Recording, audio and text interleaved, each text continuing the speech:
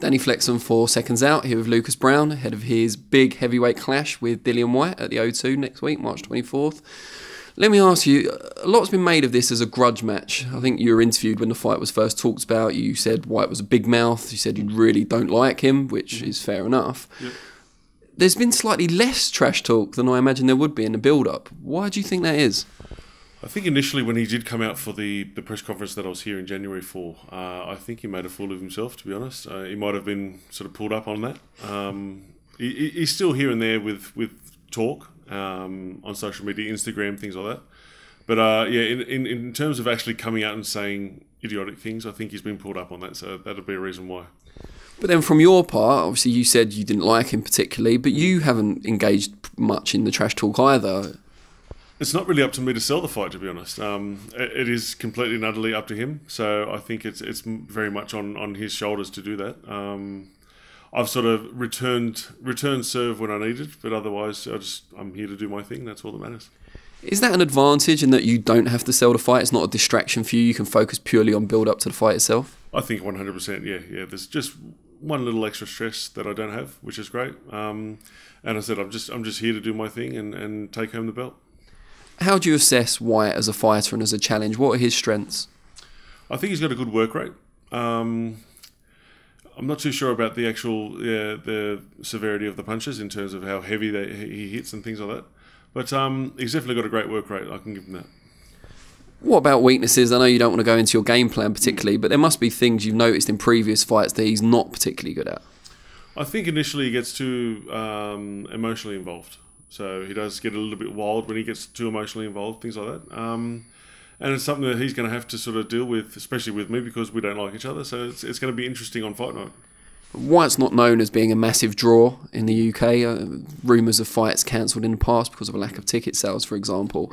You've fought here a number of times in the past. You've obviously associated with a British legend in Ricky Hatton.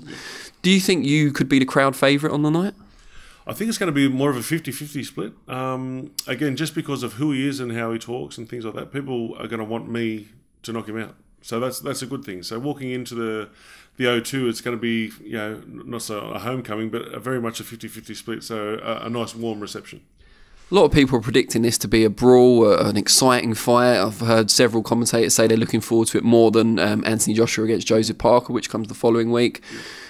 Who does that put pressure on to kind of make the fight and to make it exciting? Is it Whyte because he's the hometown guy? I think definitely Whyte because, yeah, if the crowd does boo, etc., doesn't bother me. Yeah, I think it will bother him, and again, get under his skin, things like that, because he knows he has to put on a good performance and things like that as well. So I think it's definitely more so on his shoulders, and I'm just going to relax and do my thing.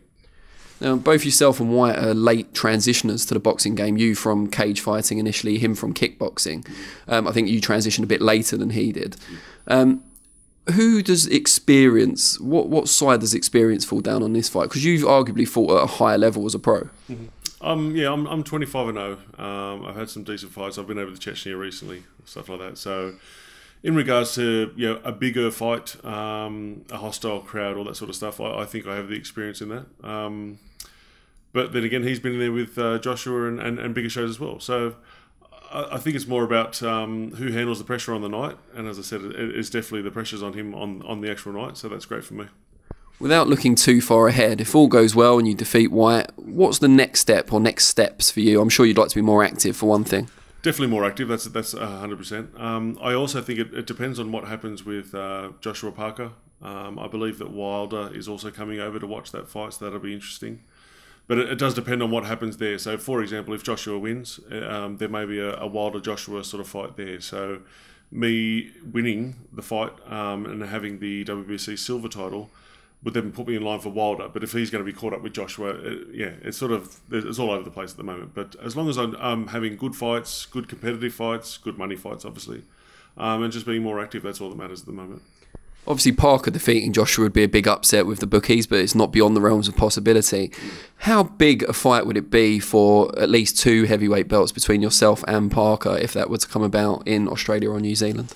Unfortunately, the money is over here and America. That in saying that, it'd be a great fight, and there'd be a lot of people there interested and wanting to see it. But in terms of the bigger dollars, it'd have to be over here, I think. So I'd like to come back here as much as possible and fight here. I like it here. I'm always very well received, so I'm always happy to come back.